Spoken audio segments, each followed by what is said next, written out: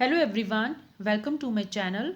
So today we'll do like how do we hear sound through our ears, right? So this chapter has been taken from NCERT Science Book Grade 8 and the name of chapter is Sound. So let's get started. We hear sound through our ears. जैसे कि हम सब जानते हैं अपने कानों से सुनते हैं. The shape of the outer part of the ear is like a funnel. जैसे कि आप देख सकते हो कि जो हमारा आउटर ईयर है वो एक फनल की तरह होता है, right? Now when sound enters it travels down the canal at the end of which there is a thin stretched membrane. तो आप देख सकते हो this is the outer ear जिसको हम पिन्ना भी बोलते हैं. So what does it do is it collect the sound waves, right?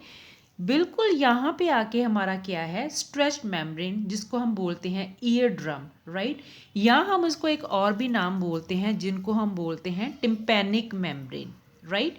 So when the sound waves from the outer environments are coming, so they are sent to the year drum with the help of this auditory canal. So this is canal क्योंकि ये सुनने में मदद करती है, जैसे कि audition देते हैं हम, सो इसको हम बोलते हैं ऑडिटरी कैनाल, right?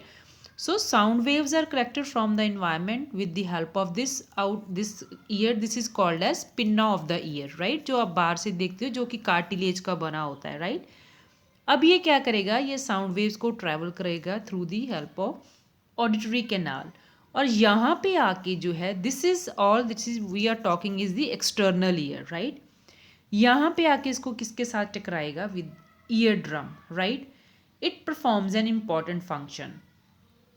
तो ये कौन सा इम्पॉर्टेंट फंक्शन करता है जो कि हमने किया था एक्टिविटी 13.10 में. तो ये क्या करता है, इट स्टार्ट वाइब्रेटिंग. सो बाहर से साउंड्स आई, ऑडिटरी कैनाल के थ्रू पास हुई और इन्होंने क्या किया, ईयर ड्रम को क्या करना शुरू कर दिया, वाइब्रेट करना शुरू कर दिया, right? Now the ear drum is like a stretched rubber sheet. So जैसे कि हमने एक्टिविटी 13.10 में जाना था कि ईयर ड्रम क्या है, एक स्ट्रेच रबर शीट है. Sound vibration make the ear drum vibrate. तो जब साउंड वाइब्रेशन आती हैं वो ईयर ड्रम को वाइब्रेट करना शुरू कर देती हैं. The year drum send vibration to the inner ear from where the signal goes to the brain, right? अब हम अगर बात करें तो हमारे पास ये जो है हमारा आउटर ईयर है. आउटर ईयर में आपका one you will come to know the pinna, and this is the auditory canal, and this is the tympanic membrane, right? Tympanic membrane ये सब किस में था, ये हमारा था एक्सटर्नल ईयर में, राइट? एक्सटर्नल ईयर के बाद जो हैं they will get to know three bones. So what are three bones? It is malleus, incus and stapes. तो मोस्ट इंपॉर्टेंट थिंग जो मैं आपको ये बताना चाहती हूँ, जो स्टेपीज बोन है वो हमारी बॉडी की सबसे स्मॉलेस्ट बोन है. So longest bone that is the thigh bone और स्मॉलेस्ट बोन ये है स्टेपीज.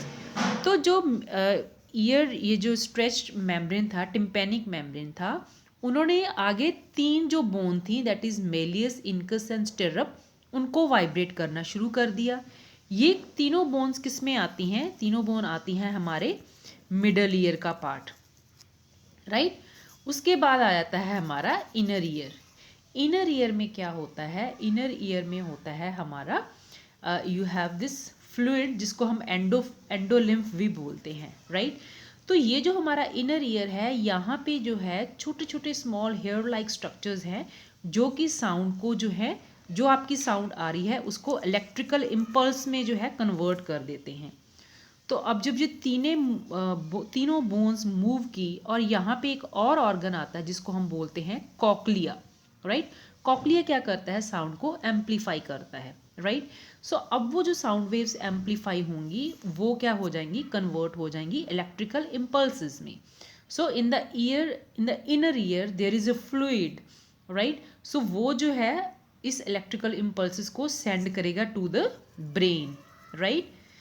तो अब वहाँ से जो है हमें सुनाई किसके थ्रू होगा, with the help of auditory nerve, right? जब वो ब्रेन में जाएंगी वो जो है इम्पल्सेस जो है that will help us to listen या hear with the help of that we call as the auditory nerve. I hope the things are clear to you. If you have any query, you can mention me in the comment section. Thank you so much for watching.